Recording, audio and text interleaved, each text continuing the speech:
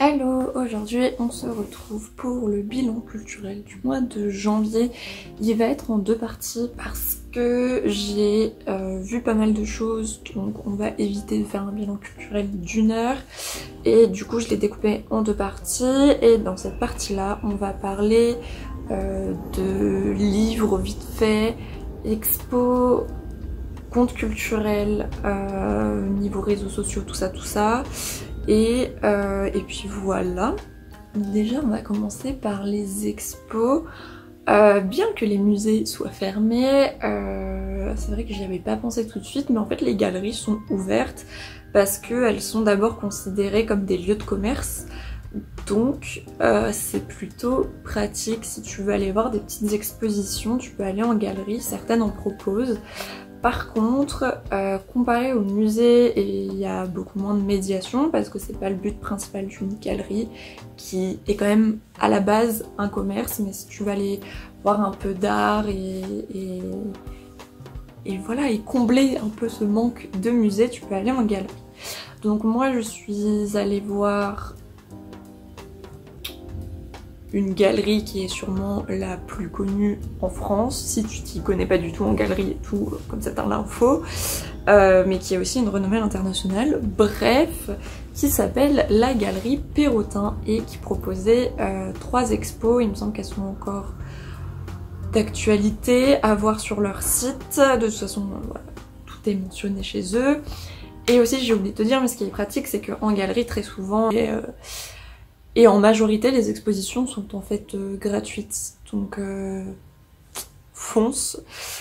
Alors, là je vais prendre mes notes parce que déjà que je vais écorcher les noms des artistes que j'ai vus. Bref, on va limiter la casse. On va commencer par ce que j'ai moins aimé à ce que j'ai le plus aimé. Donc il y avait 3 expos, donc il y avait Entracte qui présentait l'artiste Johan Creighton, je suppose Creighton, je ne sais pas comment ça se prononce, qui est un artiste belge qui proposait des sculptures. Je suis passée un peu à côté. Je suis passée un peu à côté de cette expo, j'ai pas trop aimé ce qui était proposé, j'ai pas non plus... Enfin, comment dire, j'ai compris que bon, par rapport à la sculpture classique, il tentait un peu de renouveler tout ça et de changer un petit peu les codes, de jouer sur les textures de ces sculptures, de jouer là-dessus, par exemple de travailler aussi sur les socles, chose qui dans la sculpture classique est pas forcément... Enfin c'est pas forcément là où se concentre le travail principal, on se concentre vraiment sur la sculpture plus que sur son socle, mais j'avoue que je suis passée à côté, j'ai pas trouvé ça esthétiquement plaisant, ça m'a pas plu tout simplement. Donc voilà, je suis désolée pour cet artiste belge, mais ça m'a pas touchée. Ensuite il y avait Peter Vermeersch, je suis désolée, qui est aussi un artiste belge. J'ai un peu plus apprécié notamment l'installation avec les miroirs parce que je suis une gamine, donc forcément voilà, c'était une installation ludique, donc voilà, forcément moi j'ai bien aimé. Sinon plus sérieusement il fait quand même d'autres choses, notamment de la peinture sur du bois. Il me semble que c'était de la peinture ou alors des impressions photographiques ou de la lithographie sur du marbre. J'ai trouvé ça quand même beaucoup plus plaisant esthétiquement que si on doit comparer avec l'autre artiste.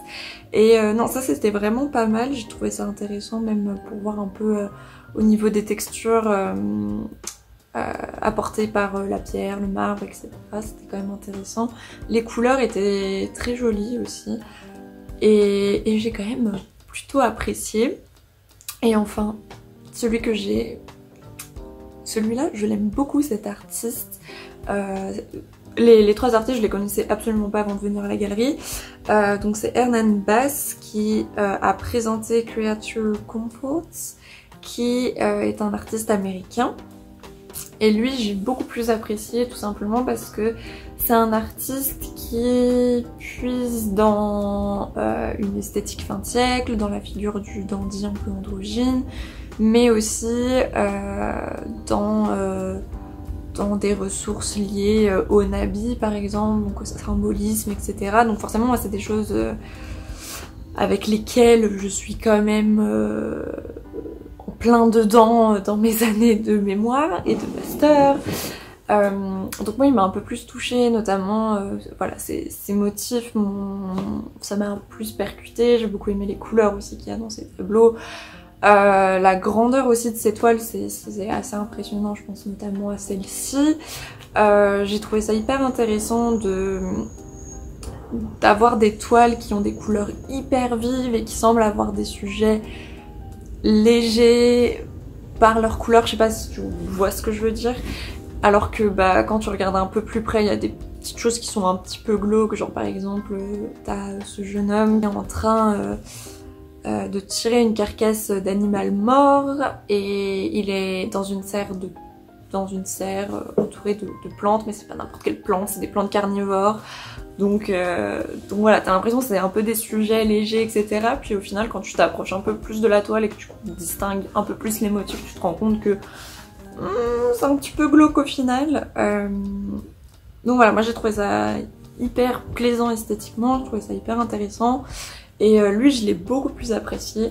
Par contre, comme je te disais, ce qui peut être un petit peu plus compliqué, c'est que quand tu es en galerie, il n'y a pas forcément de cartel qui accompagne les œuvres, qui te donne nécessairement beaucoup d'informations. Donc ça peut être un peu compliqué si t'es pas nécessairement un public averti. Je pense que Hernan Bas, pour un public non averti, c'est plus simple à appréhender que les deux autres. Mais il y a toutes les informations sur le site si tu veux en savoir plus, donc voilà, si pendant l'expo tu veux en savoir plus sur un truc, tu peux directement aller là-dessus. Là, les infos que je viens de te donner, c'est aussi parce que bah, j'ai vu un peu sur le site ce qui était dit sur ces artistes, etc. Donc voilà, mais en tout cas c'est une bonne alternative au musée, en attendant qu'il réouvre et d'aller voir des expositions. Les galeries, c'est une bonne alternative. Il y en a d'autres, évidemment, dans Paris qui proposent d'autres choses, donc voilà, je te conseille un petit peu de regarder tout ça sur internet. Ensuite, je voulais te parler du MOOC, qui est un espace en ligne qui te propose plein de cours sur divers sujets. Et en ce moment, je suis le cours qui s'appelle Elles font l'art, qui en fait a pour but de parler de la place des artistes femmes dans l'art, parce que ce qu'il faut savoir, j'ai déjà un petit peu abordé ces sujets sur la chaîne, mais jamais trop en profondeur.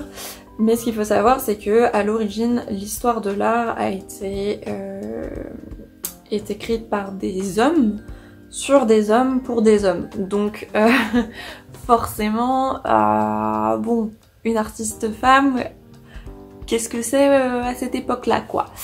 Et puis même les femmes n'avaient pas nécessairement les mêmes accès aux écoles d'art que les hommes, etc. Bref, j'en avais déjà un peu parlé sur la chaîne. Mais par exemple les beaux-arts, à l'origine c'était que pour les hommes en fait. Certains ateliers étaient ouverts qu'aux hommes parce qu'il y avait des modèles nus et qu'on jugeait que les femmes n'avaient pas à avoir des modèles nus. Donc elles n'ont pas accédé à ces ateliers pour pratiquer, voyons. Bah oui, voilà. Ou si c'était des femmes qui peignaient, par exemple, je parle surtout sur le 19e siècle, mais si les femmes peignaient ou avaient une pratique artistique, c'était considéré et ça devait n'être qu'un passe-temps pour elles et ne pas devenir leur métier. Et même dans les critiques de l'époque, tu peux voir un vocabulaire qui est beaucoup plus... un certain vocabulaire qui va être utilisé pour décrire des œuvres de femmes, alors qu'un autre vocabulaire va être décrit pour décrire des œuvres d'hommes. Par exemple, pour les femmes, on va parler de féminité, de douceur, de « oh, c'est quand même pas mal pour une œuvre de femme ». Genre, ce genre de critique et de vocabulaire. Mais ce qui est aussi intéressant, c'est que à leur époque même, certaines femmes étaient reconnues par leur père, donc par d'autres artistes, etc. Mais pendant longtemps, n'ont pas été présentes dans l'histoire de l'art. Donc voilà, c'est un cours qui parle de ça. Moi c'est des sujets que j'ai déjà abordés en fait pendant mes études parce que en 3e année de licence, on avait un cours d'institution qui était en fait totalement dédié à ce sujet, donc c'est des questions sur lesquelles je suis quand même déjà bien renseignée. Et en fait ce cours là que je suis avec le MOOC, ça me fait des piqûres de rappel de ce que j'ai pu voir en L3, mais c'est hyper intéressant de voir ça et de voir aussi comment des historiennes de l'art ont pu remettre en question l'histoire de l'art et son écriture et penser à réintégrer certaines personnes dans l'histoire de l'art, voilà. Et en fait c'est des... Donc ça c'est ce qu'on va appeler les gender studies, qui va quand même pas mal commencer aux États-Unis, dans les pays anglo-saxons, et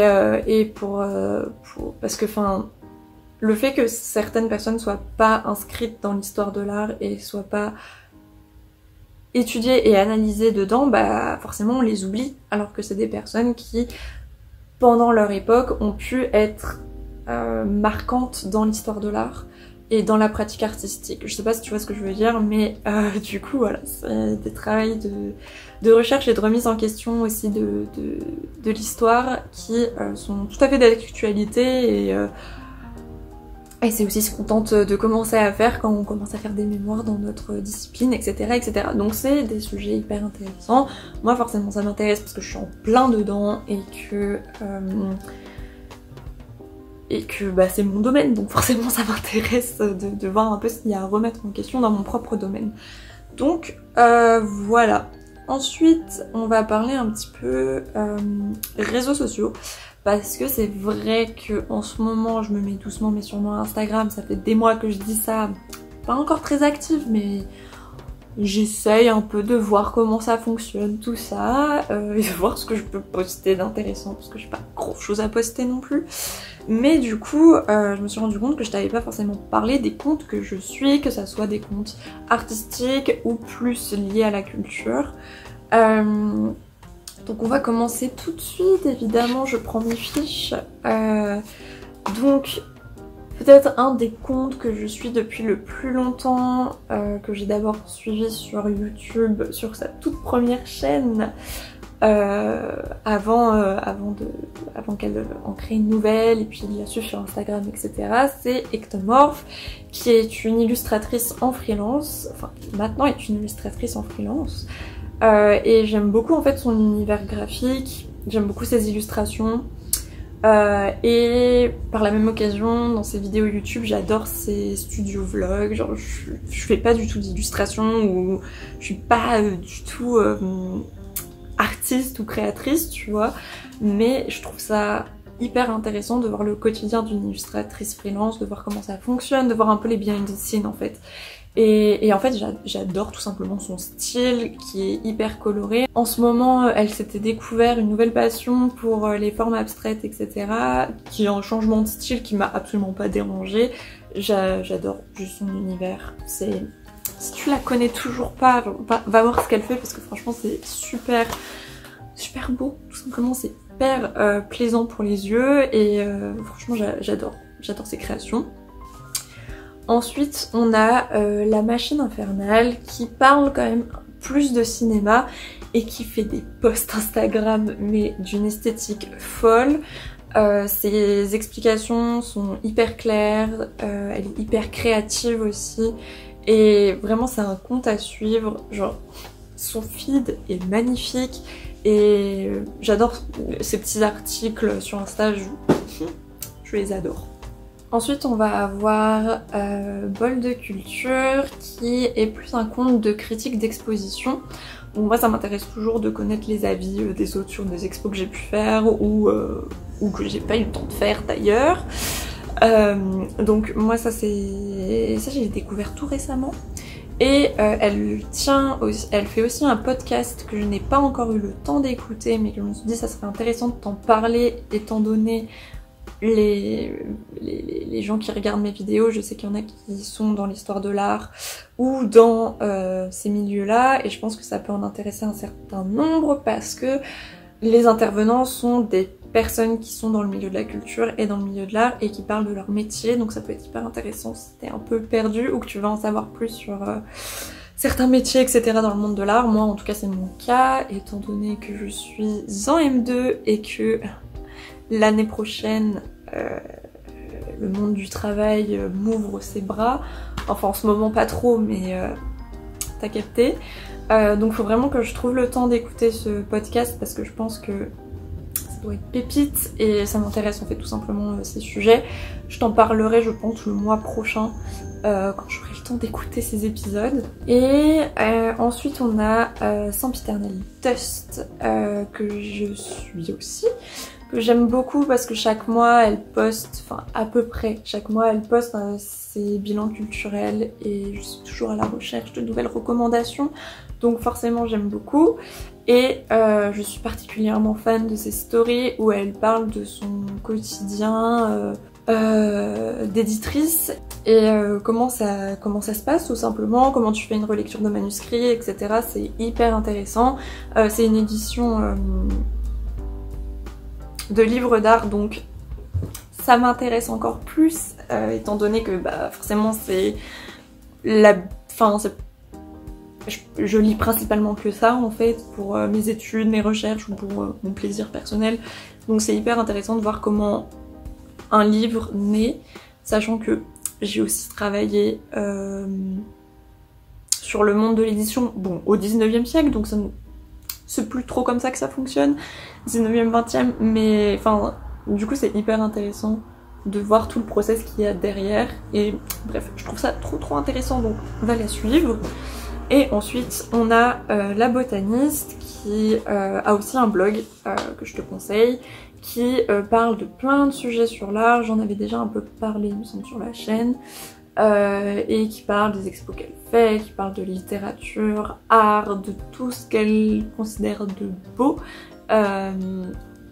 et c'est hyper intéressant, c'est hyper bien écrit aussi, donc ça je te conseille si tu cherches des petits comptes culturels. Et pour finir sur les comptes Insta, je te conseille aussi d'aller voir le compte d'Émilie Bellamy et notamment ses IGTV où elle va parler, bah ça complète un petit peu les cours du MOOC du coup, mais elle va te parler de beaucoup d'artistes femmes et moi ce que j'avais pas mal aimé c'est sa série sur les sorcières qui est un sujet hyper intéressant.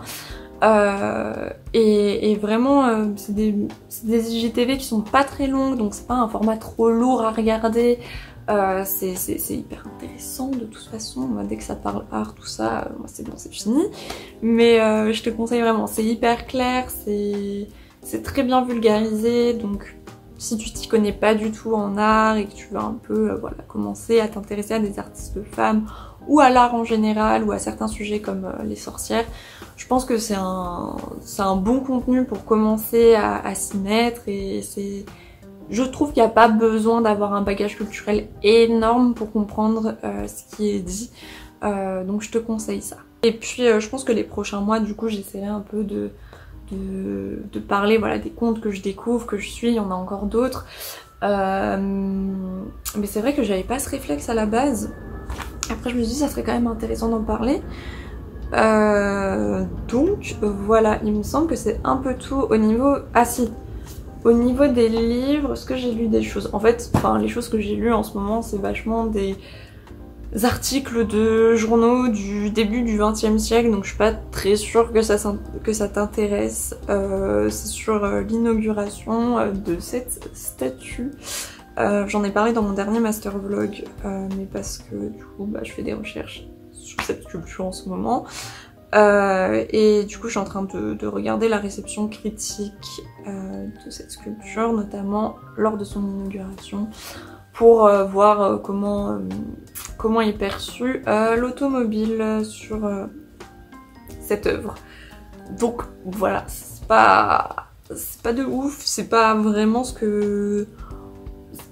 Comment dire, c'est pas vraiment de la lecture que tu vas lire le soir pour te détendre, tu vois, donc bon, je le mentionne, mais je vais pas forcément voilà, te mettre en lien tous les articles, surtout qu'il y en a 36 milliards. Mais voilà, si ça t'intéresse du coup de lire un peu des journaux d'époque, etc., Gallica a mis en place une nouvelle base de données qui s'appelle Retro News et tu peux quand même accéder à des articles sans avoir un compte chez eux. C'est juste que c'est galère quand tu fais des recherches si t'as pas de compte chez eux. Moi j'en ai un via mon université, donc peut-être que si t'es à la fac et tout, tu peux aussi avoir accès à cette base de données. Mais elle est accessible aussi au grand public sans avoir besoin d'un compte. Il y a des articles très sympathiques sur divers événements qui ont eu lieu dans l'actualité d'une époque. Et voilà, moi je trouve ça intéressant aussi de regarder ce qui se passait dans les journaux d'époque, donc voilà. Du coup pour cette première partie ça sera tout et on va se retrouver dans la deuxième partie, on va parler films, documentaires, séries, tout ça tout ça.